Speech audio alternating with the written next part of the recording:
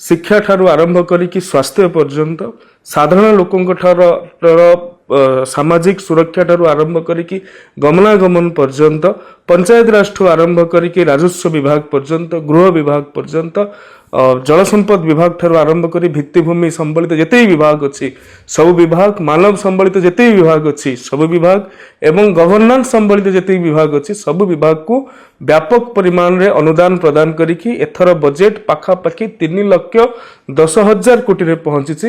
निश्चित भाव में प्रतिटी ओडियार गौरव वृद्धि करिबारे ये बजेट सहायक हेबो बोली मैं आशा व्यक्त करुछि। आउ थरे मान्य मुख्यमंत्री महोदय एवं मान्य प्रधानमंत्री महोदय जहाँकर परिकल्पना थिला गोटे विकसित ओडिशार निर्माण करिबा पई पूर्वोदय करिबा पई तांको मध्य कृतज्ञता एवं धन्यवाद ज्ञापन करुछि। नमस्कार। आज द्वितीय थर पई राज्यर माननीय मुख्यमंत्री तथा अर्थमंत्री श्रीयुक्त मोहन चरण माझी महोदय 2026-27 बजेट उपस्थापन करिसेंती।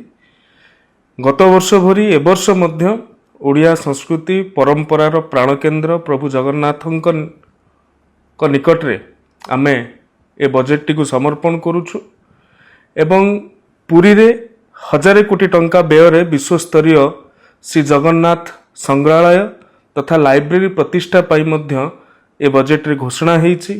एहा सहित गुंडीचा मंदिर एमआर मठ रघुनंदन पाठागार रो आध्यात्मिक गौरव को फेरई आनिबा पाई मध्य ए बजेट रे व्यय अटकल रखा जाइछि।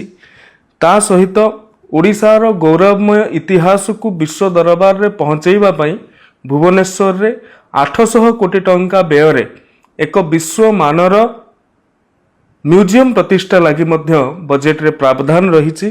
केवल सेतिक नुहे आम सामरिक कलार गोटे प्रकृष्ट निदर्शन हेउछि छौ। ये छौर मध्य विकास पाई बारिपदारे मयूरभंज छौ एकाडेमी स्थापन पाई मध्य पदक्षेप निया जाउछि। सेहि भली भाबरे महिमा धर्मर प्रचारक तथा पृष्ठपोषक संत कवि भीम भोईंकर कर्मभूमि खलियापाली को मध्य विकसित करिबा पाई 35 कोटी टंकार प्रावधान राज्य सरकार रखिछंती। एहा सहित महिला सशक्तिकरण केवल उच्चारण रे सीमित होइकि रही नाही। ओडिशा रे नूतन सरकार गठन हैला परे महिला सशक्तिकरण को वास्तव रे क्रियान्वयन करिबा पाई अनेक परियोजना राज्य सरकार करिसंती। आज मध्य मुख्यमंत्री कन्या सुमंगल योजना रे गोटे जुगांतकारी पदक्षेप ने जाइछि जेउथिरे झियोटीए जन्म हेबा समय रे 20,000 टंका संचय करा जिवो। ए संचय उपकरणटी कामरे लागिबो सेतेबेले जेतेबेले झियोटी स्नातक समाप्त करिबो। ए स्नातक समाप्त कला परे ताकू 1,00,001 टंका प्रदान करा जिवो। तेनु झियोटीर उच्च शिक्षा पाई झियोटी को शिक्षित करबा पाई आज दिन में ग्रॉस एनरोलमेंट रेशियो रो कथा कहउचंती ड्रॉप आउट रो कथा कहउचंती ए कथा को गोटे बड़ गतिशीलता प्रदान करबा पाई मुख्यमंत्री कन्या सुमंगल योजना गोटे बड़ पदक्षेप कहले अत्युक्ति हेब नाही। से भली भाव में उच्च शिक्षा भित्तिभूमि विकास लगी 470 कोटी टंका प्रावधान राज्य सरकार तरफ करा जाइछि। ओडिशार विभिन्न कॉलेज मानकर भित्तिभूमि जनित विकास ए माध्यम रे हेई परिबो। ता सहित माननीय मुख्यमंत्री को कृतज्ञता एवं धन्यवाद जणैबी जे भली भाव में ओडिशा रे आउ 4टी नुआ सरकारी विश्वविद्यालय 4टी जिल्ला रे प्रतिष्ठा करिबा पई व्यय अटकल रखा जाइछि। केन्द्रापड़ा जगतसिंहपुर झारसुगुड़ा एवं भद्रक ये 4टी जिल्ला रे अनेक दिनरू दाबी रही आसितला। निश्चित भाव में जातीय शिक्षा नीति 2020 कहूछि जे प्रत्येक जिल्ला रे आमे विश्वविद्यालय स्थापन करिबा 2036 विकसित ओडिशा लक्ष्य को आमे हासिल करिबा।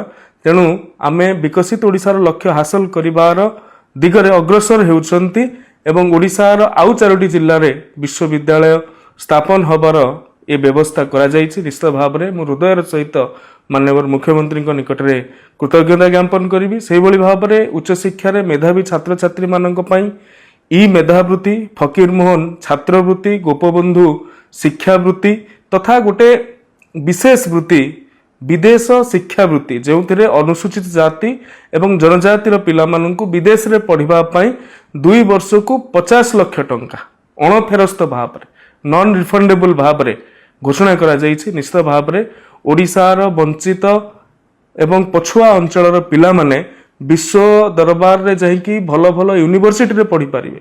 ଭଲ ୟୁନିଭର୍ସିଟିରୁ ଲେଟର ଆସୁଥିଲା, କିନ୍ତୁ ସେମାନେ ଅର୍ଥ ଅଭାବ ଜନିତ କାରଣରୁ ଯାଇକି ସେଠାରେ ଯୋଗ ଦେଇପାରୁନଥିଲେ, ଶିକ୍ଷା ଲାଭ କରିପାରୁନଥିଲେ। ଏ କଥାକୁ ରାଜ୍ୟ ସରକାର ଦୂରୀଭୂତ କରିଛନ୍ତି। କ୍ରୀଡ଼ା କ୍ଷେତ୍ରରେ ମଧ୍ୟ ଓଡ଼ିଶା ତାର ଗୌରବକୁ ଅବ୍ୟାହତ ରଖିଛି। ପ୍ରତ୍ୟେକ ବ୍ଲକରେ ଯେଉଁ ପ୍ରସ୍ତାବିତ ଥିଲା ଷ୍ଟାଡିୟମ କାର୍ଯ୍ୟକ୍ରମ ହେବା ପାଇଁ 4,124 କୋଟି ଟଙ୍କାର ବ୍ୟୟବରାଦ କରାଯାଇଛି। ତା ସହିତ ଆଉ ଏକ ବଡ଼ ଘୋଷଣା, ଗୋଠପାଟନା ଠାରେ, ଭୁବନେଶ୍ୱରର ଗୋଠପାଟନା ଠାରେ ମଧ୍ୟ ଗୋଟେ ବିଶ୍ୱସ୍ତରୀୟ କ୍ରୀଡ଼ା କମ୍ପ୍ଲେକ୍ସର ନିର୍ମାଣ କରିବା ପାଇଁ ମଧ୍ୟ ମାନନୀୟ ମୁଖ୍ୟମନ୍ତ୍ରୀଙ୍କର ଯେଉଁ ଘୋଷଣା ଥିଲା ତାହାକୁ ତ୍ୱରାନ୍ୱିତ କରାଯାଇଛି। ଯୁବପିଢ଼ିଙ୍କୁ ନିଯୁକ୍ତି ଦେବାର ସଂକଳ୍ପ ରାଜ୍ୟ ସରକାରଙ୍କର ରହିଅଛି। ଖାଲି ଥିବା ପଦବୀ ପୂରଣ କରିବା ପାଇଁ ମଧ୍ୟ ରାଜ୍ୟ ସରକାରଙ୍କ ସଂକଳ୍ପ ରହିଯାଇଛି।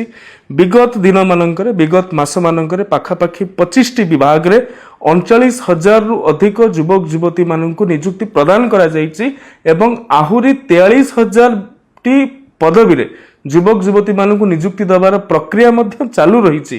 ତେଣୁ ଯେଉଁ 1.5 ଲକ୍ଷ ପଦବୀ ପୂରଣର କଥା କହୁଥିଲେ ତାହାକୁ ମଧ୍ୟ ଏ ବଜେଟଟି ସମ୍ପୂର୍ଣ୍ଣ ରୂପେ ସାକାର କରୁଛି।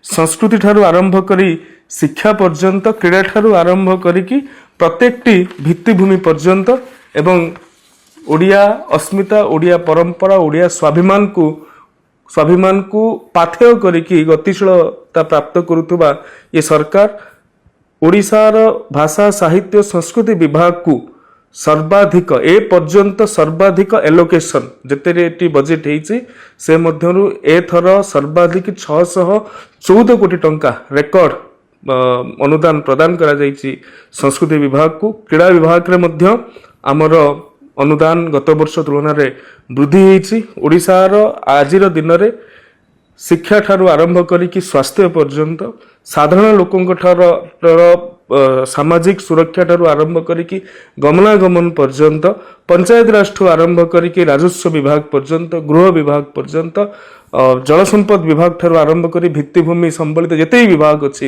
ସବୁ ବିଭାଗ, ମାନବ ସମ୍ବଳିତ ଯେତେ ବିଭାଗ ଅଛି ସବୁ ବିଭାଗ ଏବଂ ଗଭର୍ଣ୍ଣାନ୍ସ ସମ୍ବଳିତ ଯେତେ ବିଭାଗ ଅଛି ସବୁ ବିଭାଗକୁ ବ୍ୟାପକ ପରିମାଣରେ ଅନୁଦାନ ପ୍ରଦାନ କରିକି ଏଥର ବଜେଟ୍ ପାଖାପାଖି 3,10,000 କୋଟିରେ ପହଞ୍ଚିଛି।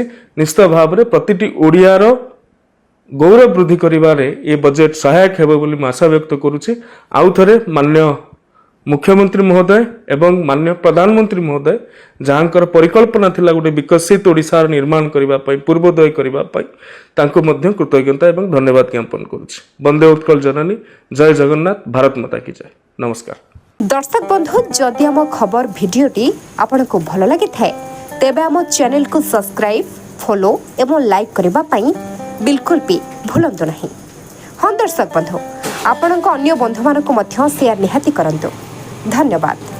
नमस्कार।